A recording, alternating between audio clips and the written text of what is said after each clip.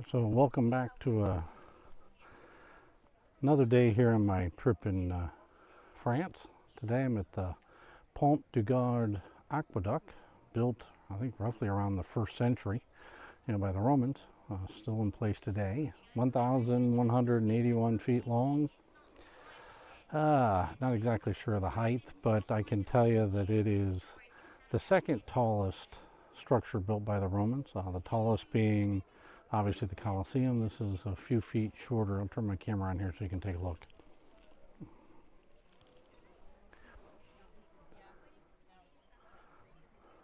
There we go. Hard to believe that I actually were able to move water over 30 miles, using this type of system. But been using my camera here, my Olympus TG6.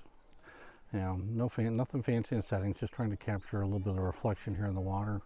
What I will do is whatever I've captured here, I will put in at the end. This will be a short video. Just wanted to share this with you. It's an incredible spot. Till we see you again, stay safe.